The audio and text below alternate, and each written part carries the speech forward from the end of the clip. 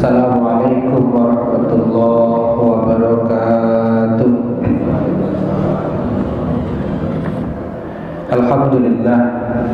Alhamdulillahi rabbil alamin, alladzi nahmaduhu wa nasta'inuhu wa nastaghfiruh wa na'udzu billahi min shururi anfusina wa min sayyiati a'malina.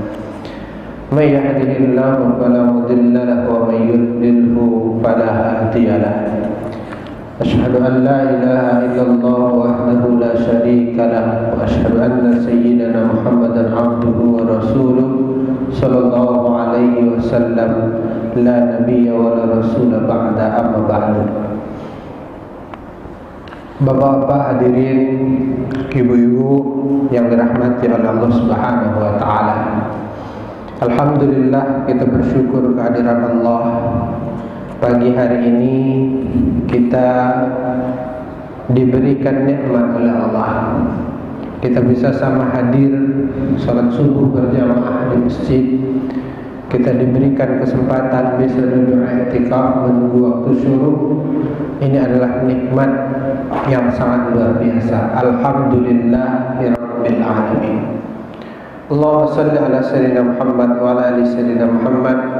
Kita berselawat kepada baginda Nabi sallallahu alaihi wasallam beserta keluarga beliau, para sahabat beliau, dan orang-orang yang senantiasa mengikuti sunnah dan ajaran beliau. Mudah-mudahan kita yang hadir di masjid ini nantinya di yaumil akhir diberikan syafaat oleh baginda Nabi, hendaknya amin ya rabbal alamin. Bapak Ibu yang dirahmati oleh Allah Subhanahu wa taala, pagi ini kembali kita lanjutkan pembahasan kita tentang tafsir Al-Quran. Kita sampai pada ayat berapa Bapak Ibu? Nah, berarti bagusnya paling tidak pegang Al-Quran. Jadi ketahuan ayat berapa. Ya. Kita sampai pada surat Al-Baqarah ayat 16, atau yang pakai HP boleh dibuka HP-nya. Surat Al-Baqarah ayat 16 masih bercerita tentang orang munafik. Bismillahirrahmanirrahim.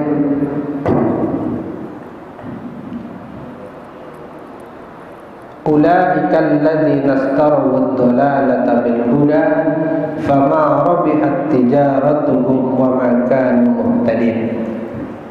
Al-Baqarah ayat 16. Ulaika, mereka itu, alladzina ishtaraw ad-dhalalata, orang-orang istarau dolalata, yang membeli kesesatan, bil huda, dengan petunjuk. Fama rabihat tijaratuhum, maka tidaklah mungkin beruntung perniagaannya. Wa ma kanu muhtadin, dan tidaklah mereka mendapatkan petunjuk.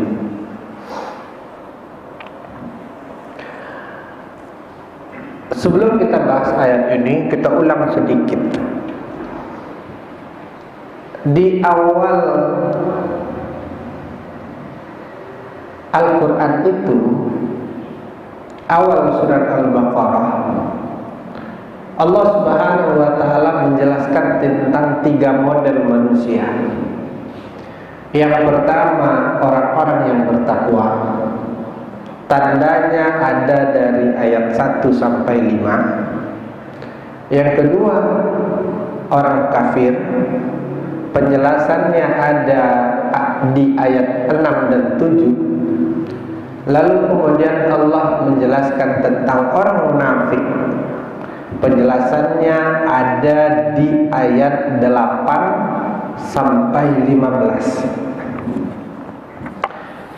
Di ayat 8 sampai 15 itu Allah jelaskan tanda-tanda orang munafik.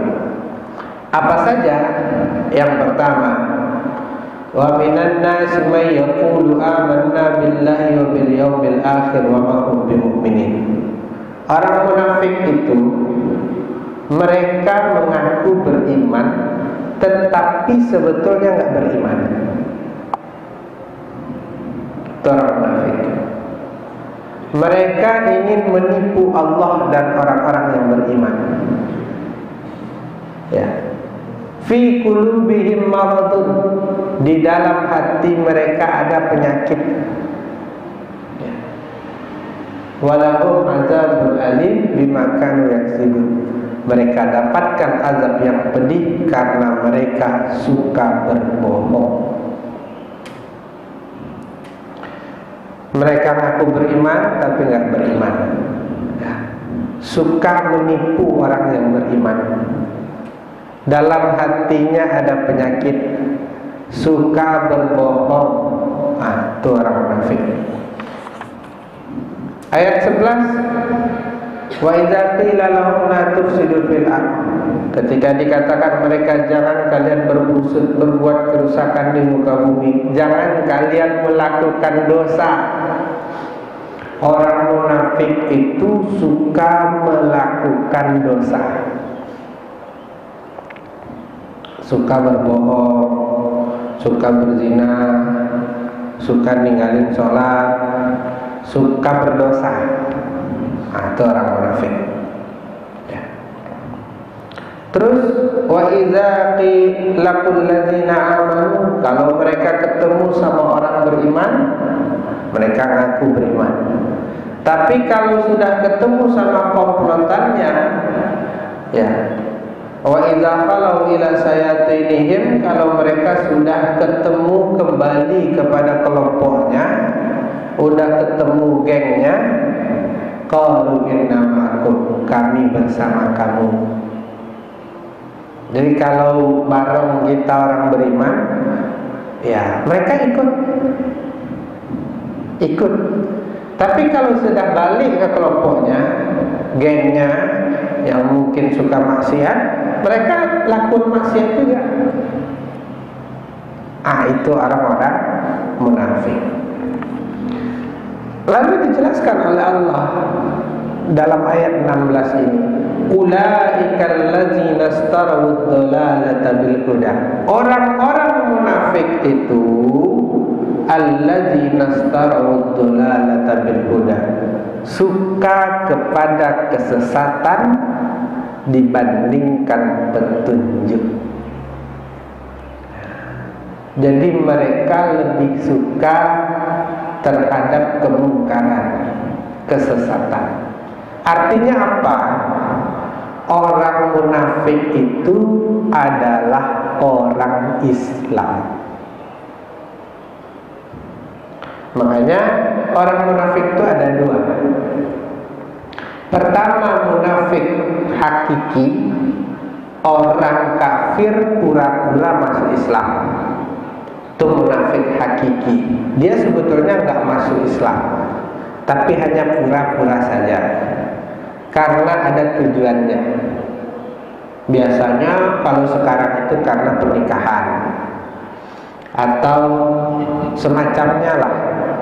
Ini karena ingin menikahi orang Islam, karena di Indonesia ini menikah itu harus satu agama. Kalau nggak satu agama nggak dicatatkan pernikahannya di KUA.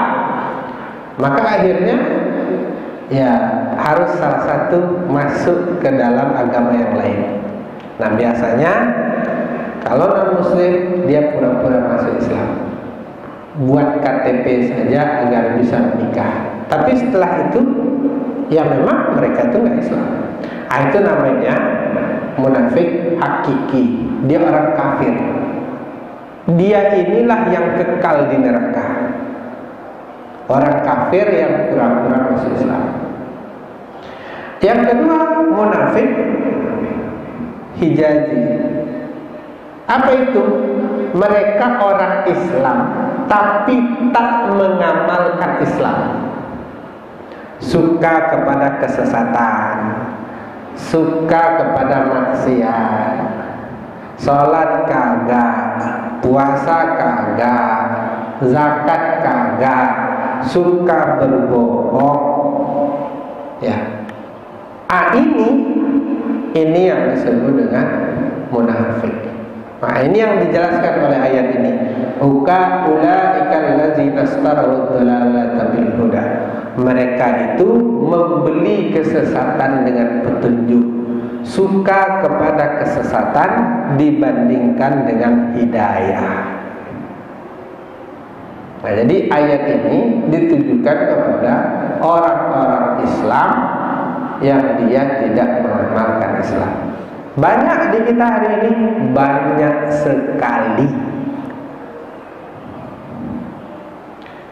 Indonesia ini Islam KTP-nya itu hampir 70-80% Islam KTP.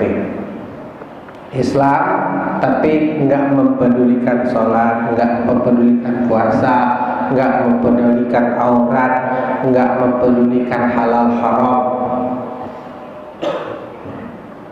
Nah, ini tergolong kepada yang disebutkan dalam ayat ini. Nah, mereka condong kepada kesesatan.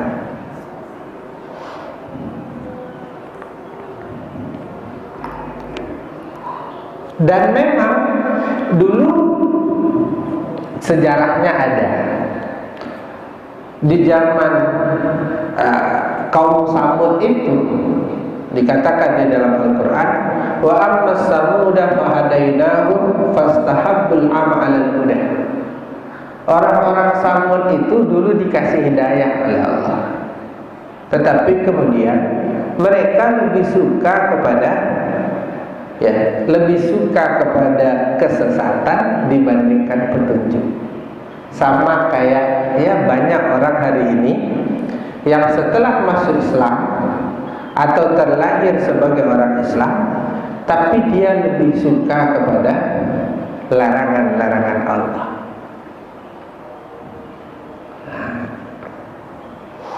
Ini yang disebut dengan istarawud dalalata bil huda. Fama rabihat tijaratuhum wa ma kanu muhtadin. Maka tidaklah beruntung, tidak pernah membawa keuntungan ketika menyukai kesesatan. Tidak akan dapat bimbingan Allah dia. Jadi kalau orang yang suka melakukan maksiat itu tak dapat lagi bimbingan Allah. Wa ma kanu muhtadin, mereka enggak akan lagi dikasih petunjuk. Maka hati-hati. Orang yang suka melakukan dosa sekali, 2 kali, 3 kali, udah, setelah itu dibiarkan oleh Allah. Dia ditegur tuh sekali, paling ditegur tuh sekali 2 kali. Ketika Allah masih menegur seseorang ketika berbuat dosa, maka berarti Allah masih sayang. Tapi kalau seandainya sudah biasa, udah, wa makan muhtadin, Allah nggak akan tunjuki lagi, Allah tak akan kasih hidayah lagi. Maka hati-hati. Nah, ini yang dijelaskan oleh surat Al-Baqarah ayat 16. Kita lanjutkan ayat 17-nya. Apa kata Allah Subhanahu wa taala dalam ayat ke-17? Mathaluhum kamasalil ladzi istawqada nara. Perumpamaan mereka sama seperti orang istawqada nara, yang menyalakan api. Falamma adaa'at ma haulahu, maka tak kala api itu menerangi di sekitarnya, za'aballahu binurihim, lalu Allah padamkan cahaya api itu, wa tarakahum fi dzulumatil la yubsirun, lalu mereka Allah tinggalkan dalam kegelapan, la yubsirun, mereka tidak bisa melihat. Summum bukmun umyum fahum la yarji'un, mereka tuli, bukmun, mereka bisu, umyun, mereka buta, fahum la yarji'un, maka mereka tidak akan pernah kembali. Ya. Masaluhum kamasalil ladzi istauqada nara. Orang munafik yang menyukai kesesatan dibandingkan hidayah itu sama seperti orang yang menyalakan api. Dulunya mereka menyalakan api, dikasih hidayah, masuk Islam dia. Ini zaman ketika Nabi pindah ke Madinah. Mereka dikasih hidayah, akhirnya masuk Islam.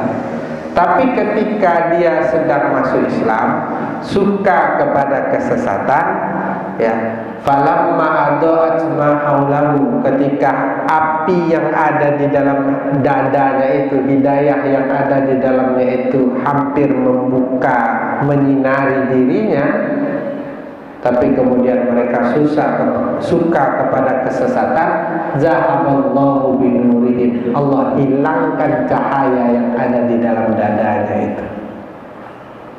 Wa tarakahum fi zulumat, lalu Allah tinggalkan mereka di dalam kegelapan. La yubsirun, tidak bisa melihat mana lagi yang benar dan salah. Jadi orang kalau sudah suka kepada kesesatan, maka ada masanya Allah tinggalkan dia dalam kegelapan, dibiarkan saja. Lalu kemudian apa yang terjadi? La yubsirun, tidak bisa melihat mana yang benar, mana yang salah. Orang kalau sudah melakukan zina sekali, lalu kemudian melakukan lagi, maka apa yang terjadi? Tarakahum fil zulumat, Allah tinggalkan dia dalam kegelapan, dibiarkan saja. La yubsirun, pada akhirnya dia tidak bisa melihat mana yang benar, mana yang salah. Maka kemudian apa yang akan terjadi?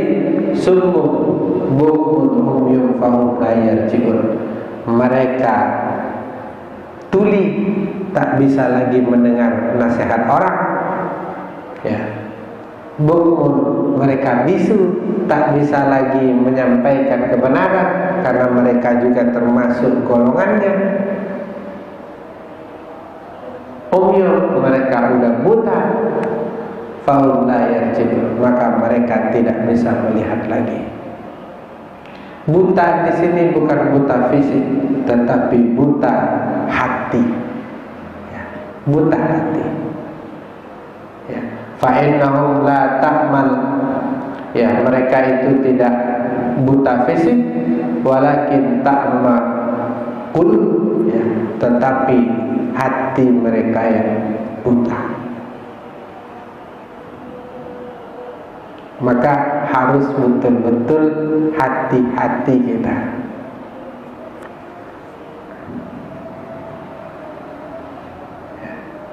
Jadi Allah hilangkanlah hidayah yang pernah ada di dalam dada mereka itu ketika mereka condong kepada kesesatan, ya. Itu sebabnya apa? Karena mereka ragu, karena mereka, ya, zulumat itu artinya kegelapan, ya. Kenapa mereka bisa gelap? Karena keraguan-keraguan yang ada di dalam dadanya. Maka orang munafik itu ragu dia, ya. Akhirnya muncul ketakutan-ketakutan, ya. Fa innaha la ta'mal absar walakin ta'mal qulub allati fis sudur. Mereka tidak buta matanya, tetapi yang buta adalah hatinya. Nah, ini orang-orang munafik. Maka jangan sampai kita termasuk ke dalam golongan ini. Kita lanjutkan 2 ayat berikutnya biar selesai pembahasan tentang munafik. Ayat 19 dan 20. Apa kata Allah Subhanahu wa taala?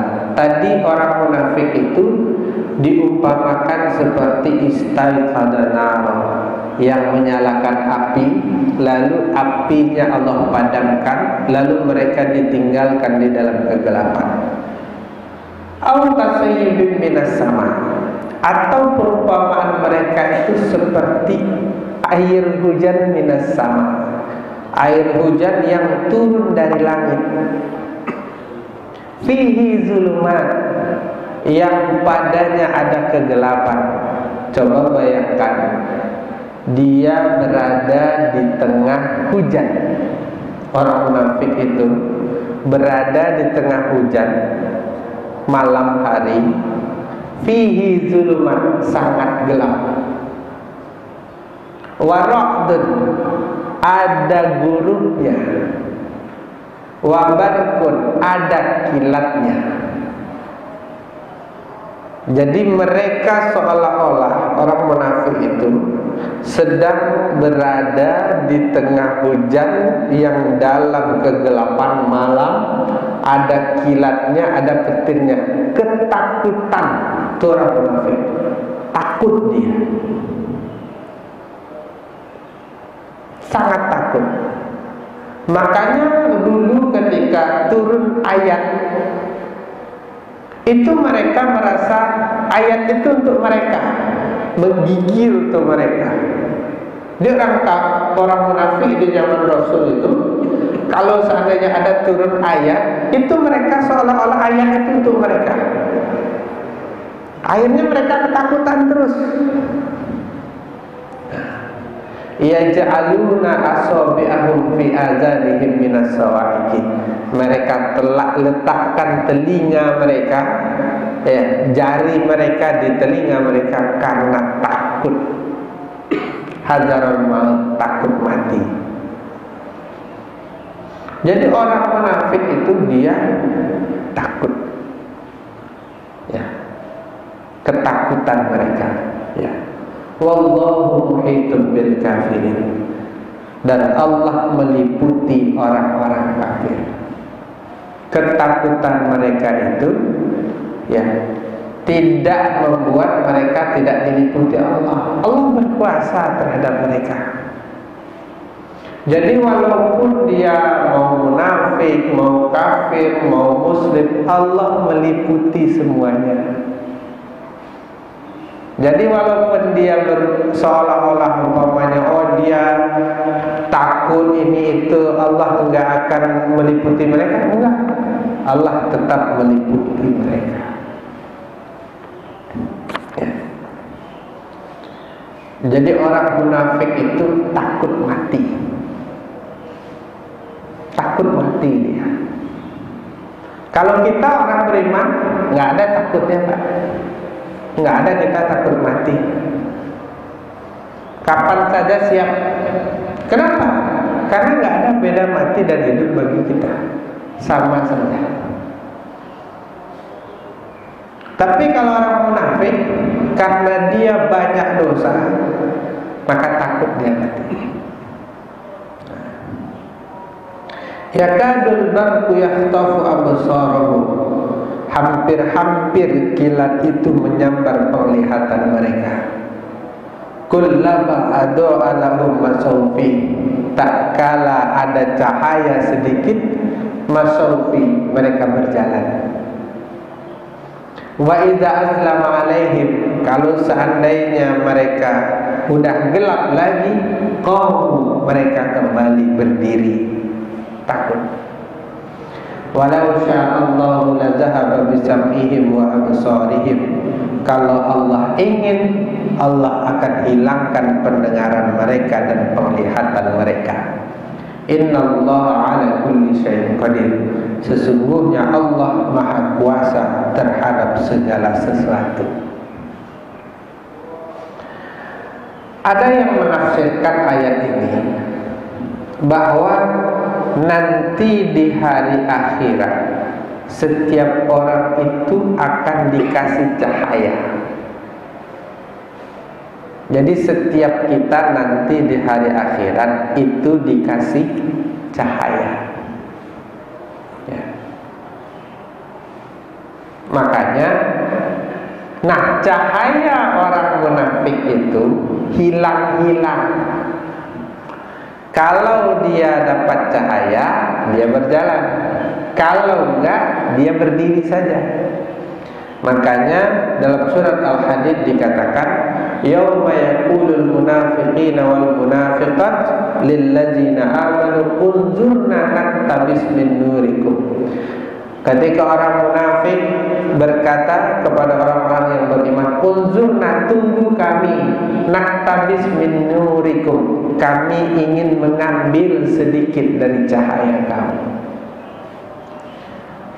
Jadi nanti di hari akhirat itu, ketika kita berjalan, itu ada yang cahayanya luar biasa, ada yang cahayanya dikit. Ya. Dalam hadis Nabi Shallallahu Alaihi Wasallam, minal mu'minin mayyudhi'u nuruhu minal madinah ilal adad. Nanti di hari akhirat itu ada orang yang cahayanya itu sangat luar biasa sehingga bisa menerangi dari Madinah sampai ke Adan. Wa baina Sam'ah wa duna dzalik, dan dari Madinah ke daerah Yaman, saking luar biasanya cahaya yang dia punya. Ada orang yang cahayanya hanya menyinari tubuhnya saja. Ada orang yang cahayanya hanya menyinari tangannya saja. Ada orang yang cahayanya hanya sampai kedua mata kakinya saja. Dengan cahaya itulah dia berjalan nanti di hari akhirat, meniti titian siratal mustaqim. Maka orang munafik, dia cahayanya hilang, nggak ada, ngarepin cahaya orang beriman. Makanya kalau ada orang beriman lewat, dia ikutan lewat. Makanya dikatakan dalam surat Al-Hadid itu, unzurna naktabis min nurikum, tunggu kami biar kami bisa jalan bareng. Tapi kalau sudah sampai di sirat, ya apa yang terjadi? Zahaballahu min nurihim walau sya'allah la zahaba bisam'ihim wa absarihim. Allah tutup penglihatan mereka dan pendengaran mereka. Jadi kalau sudah sebelum sirat itu masih bisa pakai cahaya-cahaya orang. Tapi kalau sudah di sirat, kata para ulama, itu Allah tutup penglihatan dan pendengarannya, sehingga tak bisa lagi melihat cahaya orang lain. Ya. Innallaha ala kulli syai'in qadir. Sesungguhnya Allah Maha Kuasa atas segala sesuatu.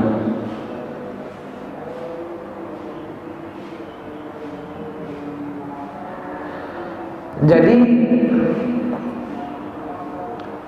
dari dua ayat ini kita bisa paham juga, ternyata orang munafik itu ada tingkatan-tingkatannya juga.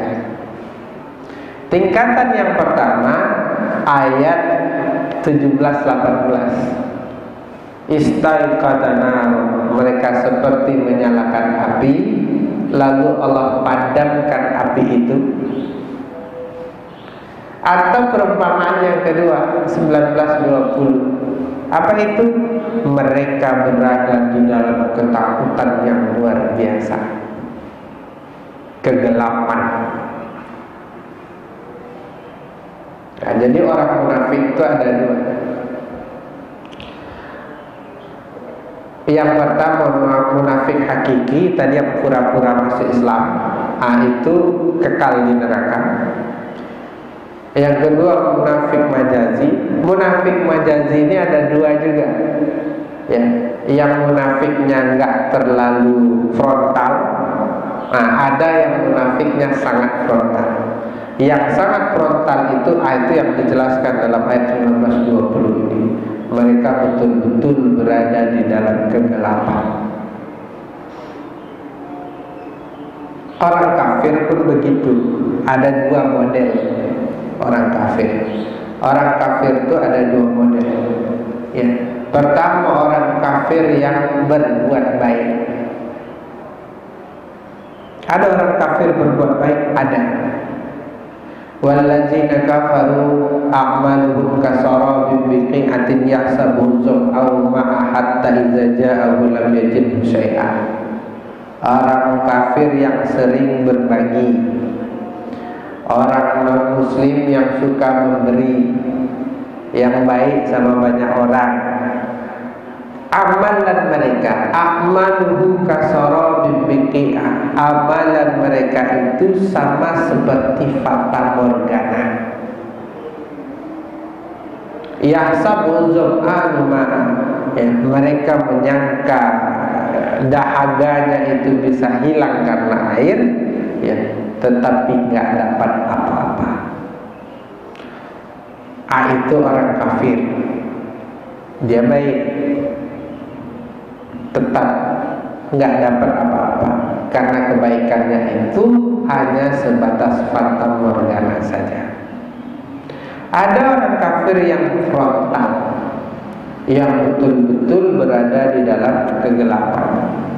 Dijelaskan oleh Allah dalam surat An-Nur. Gimana? Au kadzulumatin fil bahri lujji yaghshahu mawjun min fawqihi mawjun. Ya, min fawqihi sa'aban zulumatun ba'duha fawqa ba'd.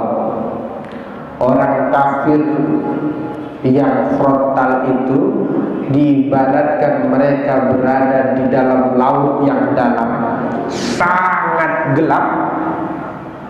Di dalam laut yang dalam sangat gelap itu ada ombak. Dia berusaha berenang ke atas, sampai di atas fihi maujud, ada ombak juga. Ketika sampai di atas ada ombak itu, mereka pun berada di dalam kegelapan, gak ada cahaya sama sekali. Begitu orang kafir yang betul-betul frontal itu, diibaratkan di dalam kegelapan yang sangat luar biasa. Nah, sulit mendapatkan cahaya iman. Nah, tapi kalau yang orang kafir yang baik tadi, itu tidak berada di dalam kegelapan laut yang dalam itu. Makanya yang sering dapat hidayah itu adalah orang kafir yang baik itu. Nah. Jadi kalau begitu berarti orang munafik itu ada dua model, orang kafir itu ada dua model, orang Islam pun sebetulnya ada dua model. Satu, orang yang mutaqarribin, yang dekat dengan Allah. Satu adalah orang-orang yang bertakwa. Ya. Kalau orang bertakwa, ya, dia betul-betul dia termasuk mutaqarribin. Tapi kalau orang mutaqarribin yang dekat dengan Allah belum tentu bertakwa. Nah, jadi ada dua model. Lalu kalau orang munafik ini gimana nandainya? Dalam hadis Nabi SAW dikatakan, salasun man kunna fihi kana munafiqan khalisan. Ada tiga hal yang menjadi tanda orang munafik. Kalau tiga ini ada pada seseorang, kana munafiqan khalisan, maka dia munafik militan. Wa man kanat fihi wahidatun minhunna, kalau salah satu di antara tiga ini yang ada di dia, kanat fihi khaslatun minan nifaq, maka dia termasuk munafik yang enggak militan. Apa itu? Man iza haddasa kadzaba wa iza wa'ada akhlafa wa iza tumina khana. Kata Nabi Shallallahu Alaihi Wasallam, orang munafik itu apabila berkata bohong, apabila berjanji ingkar, apabila dipercayai khianat. Kalau tiga ini ada di satu orang, maka dia munafik militan. Kalau salah satunya saja yang ada di dia, maka dia munafik yang enggak militan. Nah, itu kata Nabi Shallallahu Alaihi Wasallam. Jadi kalau salah satu tanda ini aja ada di kita, maka berarti kita munafik. Berdasar kepada hadis ini.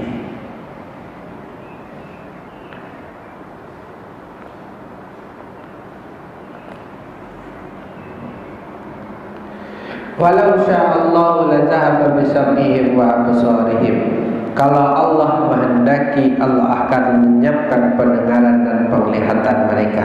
Innallaha ala kulli syai'in qadir. Sesungguhnya Allah Maha Kuasa atas segala sesuatu. Ini menunjukkan bahwa yang kuasa itu Allah. Kita nggak bisa kasih orang hidayah. Kita nggak bisa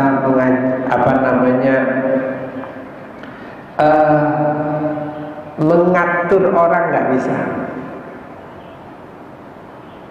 Maksa orang ke masjid nggak bisa. Maksa orang ngaji nggak bisa. Ya. Allah yang Maha Kuasa atas segala sesuatunya. Allah yang memberikan cahaya di dalam hati seseorang.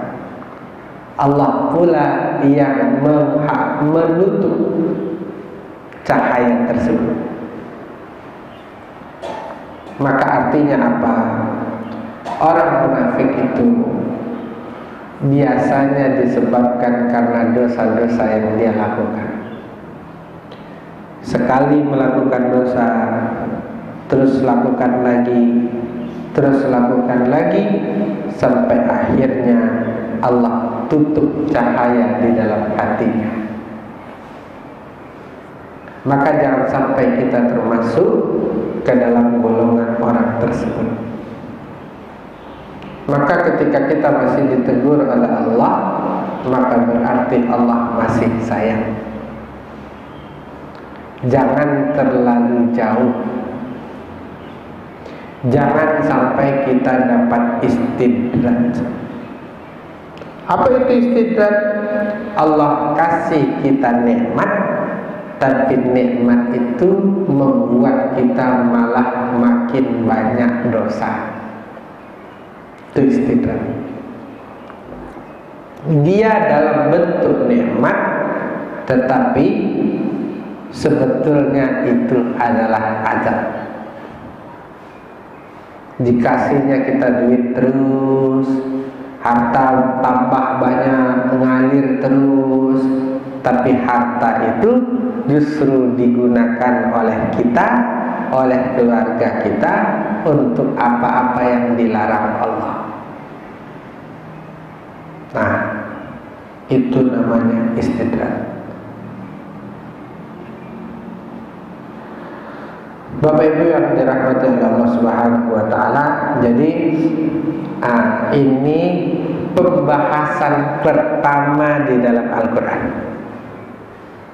20 ayat pertama bercerita tentang 3 model manusia.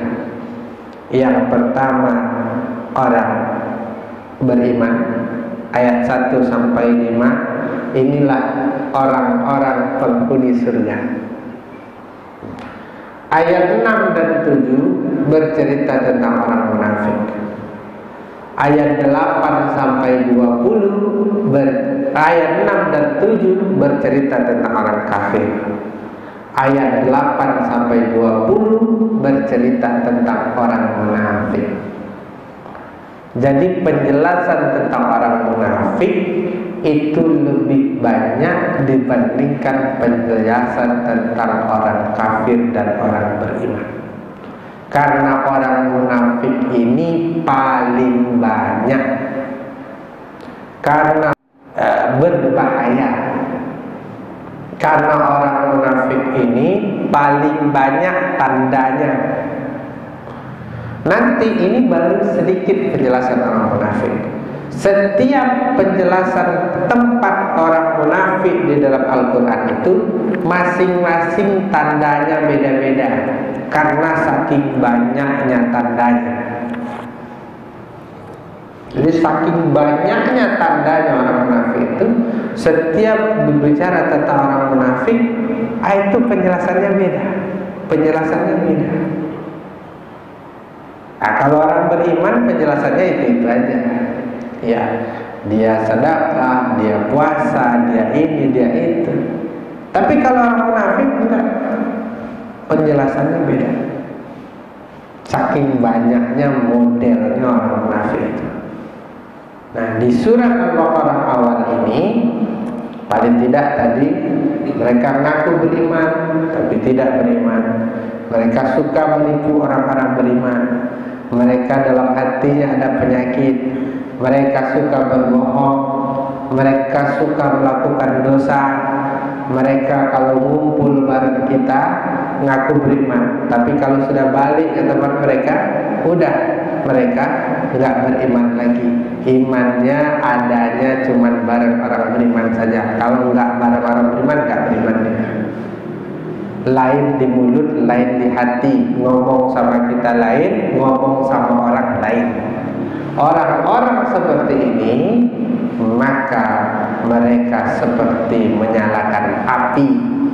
Ya, sedikit dapat hidayah, ketika dapat hidayah, Allah padamkan hidayah dalam hati mereka. Atau seperti orang yang berada dalam kegelapan malam, yang gelap gulita, yang ada petir cahayanya, hujan, maka kemudian mereka tutup telinganya karena ketakutan itu. Itu orang munafik. Mudah-mudahan kita dijauhkan oleh Allah dari sifat-sifat orang munafik ini, dan mudah-mudahan kita bisa betul-betul jaga diri kita. Orang beriman itu tidak berdosa, betul-betul dijauhinya. Dia tahu, oh ini dosa, nggak dikerjakan. Oh ini nggak boleh nih, nggak dikerjakan. Kalau masalah ibadah itu lakukan semampu kita. Tapi kalau masalah dosa, tinggalkan semuanya.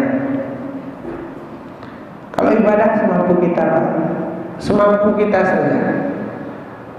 Oh saya nggak bisa baca Al-Quran hari ini, cuma bisa 1 lembar, nggak apa-apa. Oh saya tadi telat bangun, ya, nggak dapat sholat sunnah tahajud, nggak apa-apa. Saya nggak bisa dapat sholat sunnah sebelum subuh karena baru buru-buru, nggak apa-apa. Nggak apa-apa. Tapi kalau untuk maksiat, nggak apa-apanya. Betul-betul harus ditinggalkan 100%. Karena kalau kita lakukan sekali, 2 kali, 3 kali, jangan sampai Allah tutup hati kita, sehingga pada akhirnya kita termasuk ke dalam golongan orang-orang munafik. Suka kepada kesesatan dibandingkan hidayah. Baik, itu ayat 16 sampai 20 pembahasan kita hari ini. Selesailah penjelasan tentang orang beriman, orang kafir, dan orang munafik. Ya, bulan depan kita masuk ke pembahasan ayat 21. Coba bayangkan, setelah menjelaskan tentang model manusia beriman, kafir, sama munafik, baru Allah jelaskan tentang ya ayyuhan nas wa'budu, baru menjelaskan tentang menyembah Allah. Jadi dijelaskan dulu nih model manusianya, lalu baru Allah jelaskan tentang sembahlah Allah, masalah uluhiyah. Nah, luar biasa. Bulan depan insya Allah kita bahas ayat 21. Jadi ditandai. Jadi enaknya itu masing-masing pegang Al-Quran sambil belajar bahasa Arabnya. Oh, ini artinya ya ayuhan nas, artinya hai manusia. Wa'budu berarti sembahlah Allah. Nah, nanti itu jadi lebih enak. Baik, kalau ada yang mau bertanya 1-2 pertanyaan dipersilahkan. Waktu sudah sekitar 5 menit lagi. Saya mau tanyakan bagaimana dengan orang Khawarij itu masuk grup mana itu? Oh, kaum Khawarij. Pertanyaannya, kaum Khawarij ini dia itu salah satu dosa terbesar dari kaum Khawarij itu adalah menentang pemerintahan Islam yang sah, keluar dari jamaah,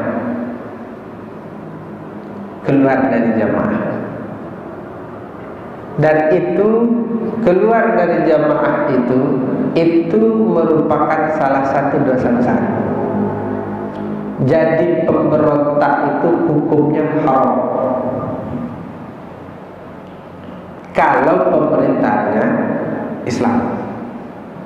Nah, jadi kalau ada pemerintahan Islam yang sah, kita wajib baiat.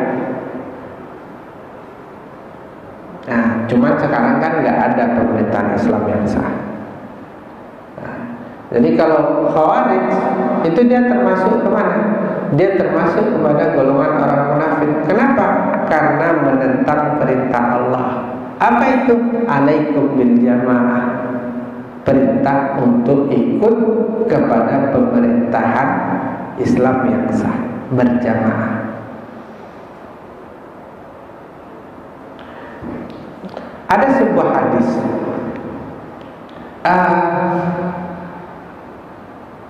di zaman Nabi Zakaria, Yahya bin Zakaria, Nabi Yahya, itu ada 5 perintah Allah yang diajarkan oleh Nabi Yahya kepada Bani Israel.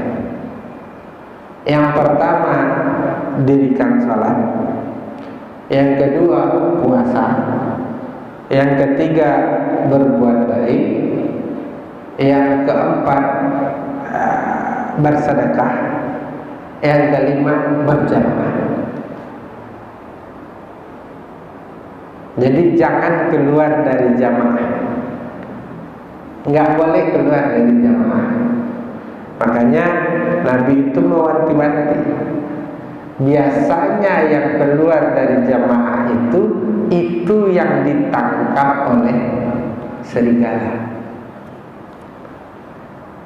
Jadi yang melenceng, yang lari-lari itu, yang menyendiri-menyendiri itu yang ditangkap oleh serigala. Kambing yang ditangkap oleh serigala itu adalah kambing yang menyendiri, yang keluar dari jamaah. Tapi selama dia berjamaah bareng-bareng, ngaji bareng, sholat bareng, ini bareng, nggak akan sesat. Biasanya yang sesat-sesat itu yang dia nyudut sendiri, belajar sendiri, nggak jelas sendiri, itu. Nah, Khawarij itu kayak gitu. Dia keluar dari jamaah. Nah, tapi dia masih Islam. Orang selama dia masih Islam, dia masih surga. Pasti. Man kana fi qalbihi la ilaha illallah dakhala jannah. Barang siapa yang ada di dalam hatinya la ilaha illallah, maka dia akan masuk surga. Pertanyaannya, kapan masuk surganya? Itu yang jadi pertanyaan. Maka sejatinya Rasulullah sudah ajarkan kepada kita Mau bertemu Allah itu syaratnya satu, bersih, hatinya bersih, suci. Sekarang balik kayak kita mau bersihkan diri kita, sucikan diri kita ini di dunia, atau nanti dibersihkan dulu di akhirat? Tergantung kita. Kalau seandainya kita ingin langsung bertemu Allah, maka tak ada cara lain. Dunia ini adalah tempat kita membersihkan diri, membersihkan hati. Tapi kalau seandainya saya banyak dosa ini itu, maka nanti dibersihkan di akhirat. Dosa itu dibersihkan di akhirat, masuk neraka dulu.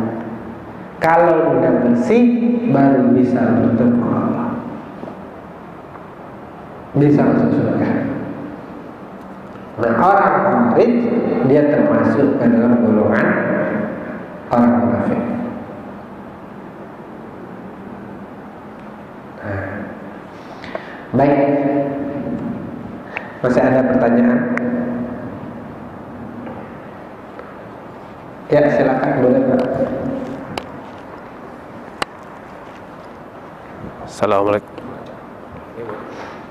Assalamualaikum warahmatullahi wabarakatuh. Waalaikumsalam. Yang terjadi di Indonesia ini yang disebutkan tadi adalah menikah beda agama tidak sah. Nah, banyak sekali yang mereka itu pura-pura masuk Islam karena menikah. Nah, bagaimana hukumnya seseorang itu yang menikah dengan yang sebenarnya hakikatnya orang yang kafir tadi? Statusnya bagaimana? Istrinya sebenarnya beda agama. Iya, nikah beda agama. Tapi pada akhirnya masing-masing berjalan sendiri-sendiri sesuai dengan yang agama lamanya gitu. Bagaimana status katakanlah suaminya gitu? Terima kasih. Assalamualaikum warahmatullahi wabarakatuh. Baik, nikah beda agama kalau menurut MUI, menurut jumhur ulama haram. Ya. Menurut jumhur ulama haram. Jadi nggak boleh kita menikah selain kepada sesama Islam. Oh, dalam Al-Quran kan ada ahlul kitab boleh dinikahi.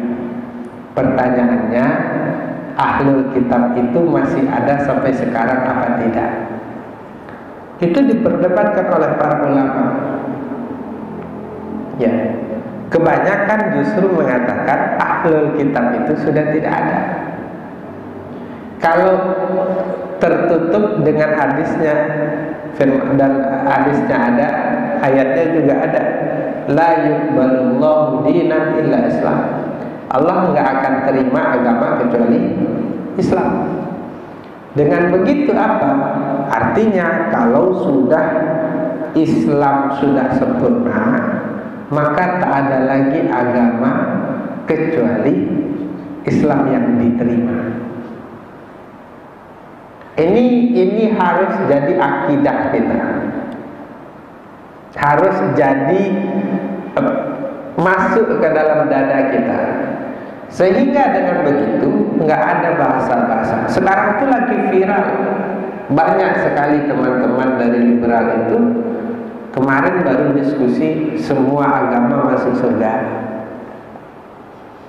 Kemudian kayak Prof Media Zainul Bahri itu yang di UIN, beliau mengatakan ya semua agama itu sama, semua agama itu sama, nggak ada bedanya. Ya, jadi semuanya masuk surga. Nah, akidah yang begini ini yang merusak. Kalau kita di masjid, akidah Ahlus Sunnah wal Jamaah itu nggak bisa ngomong begitu. Kalau di depan umum untuk toleransi itu lain pasal. Tapi di ruangan privat kita, itu kita tetap mengatakan bahwa agama yang betul itu cuma Islam. Agama yang masuk surga itu cuma Islam. Tapi kalau di luar Islam nggak masuk surga, kafir. Nggak ngucapin la ilaha illallah Muhammad Rasulullah, nggak ada cerita. Ini keyakinan kita sebagai Ahlus Sunnah wal Jamaah.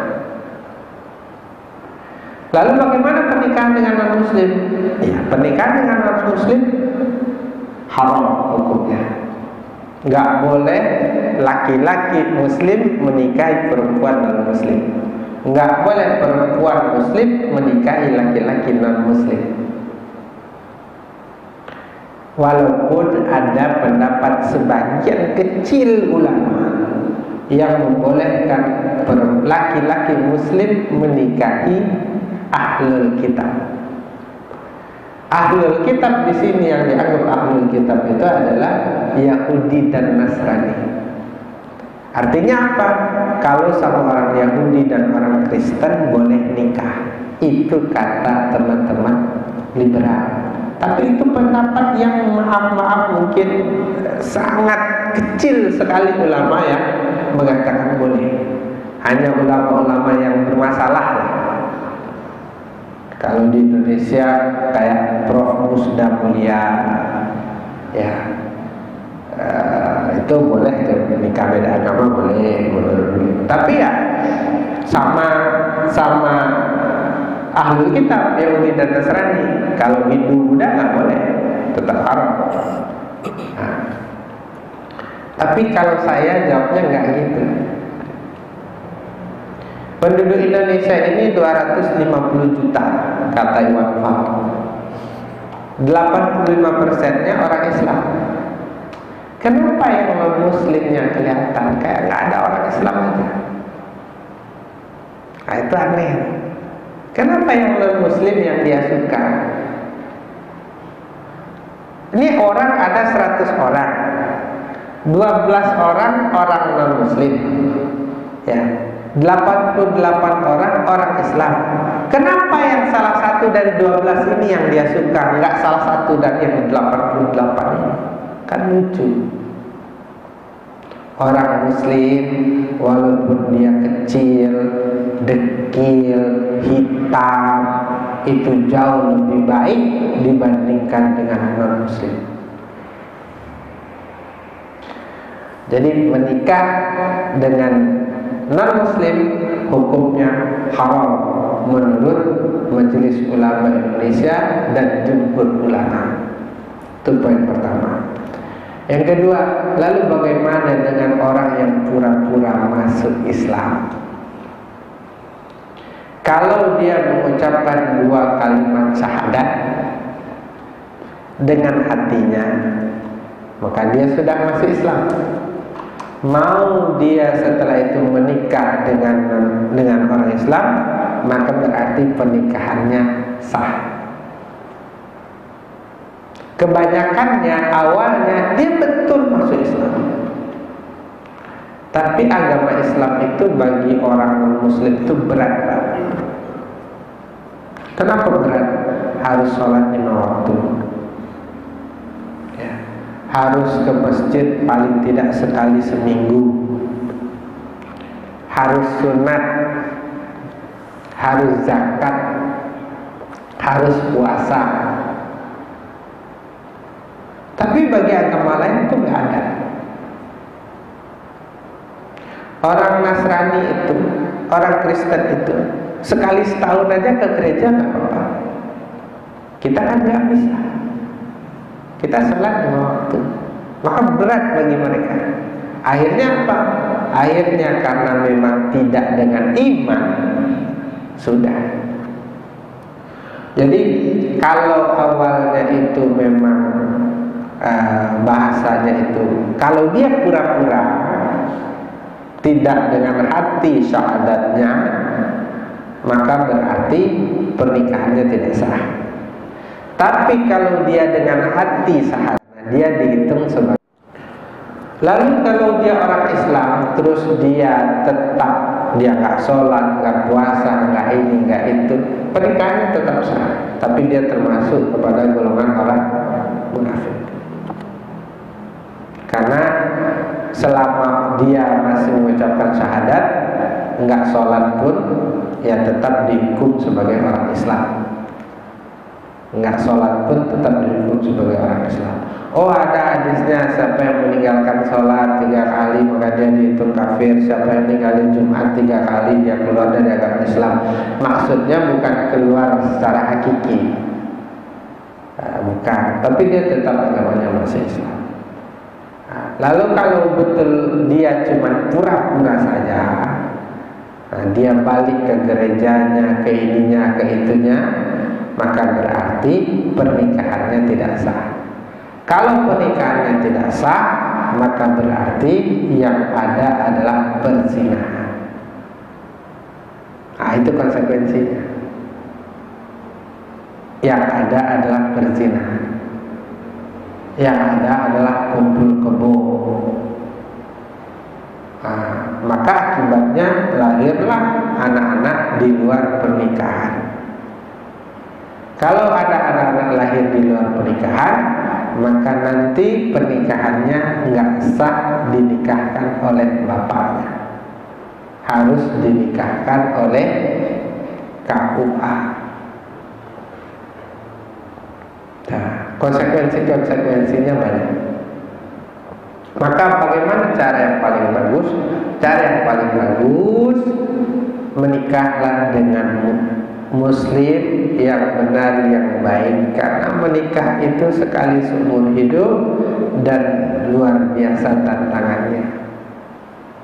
Yang Muslim yang baik saja kita carikan jodoh untuk anak istri kita, untuk anak-anak cucu kita, belum tentu hasilnya baik.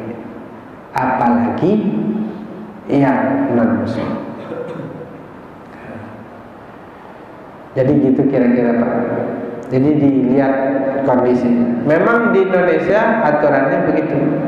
Kalau mau dicatatkan di KUA sesuai dengan Undang-Undang Pernikahan ayat tahun 74 itu, pernikahan yang dicatatkan itu adalah yang seagama.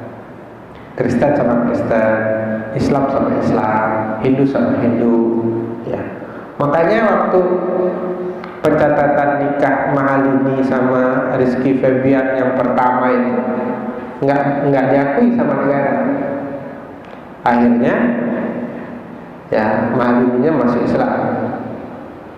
Akhirnya Mahalininya masuk Islam, baru nikah lagi.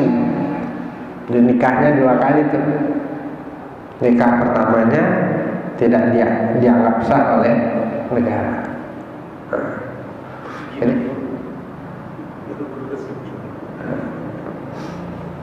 gitu kira-kira Pak. Jadi nikah itu memang kalau di Indonesia aturannya begitu. Kalau mau nikah beda agama di luar negeri, nah bisa.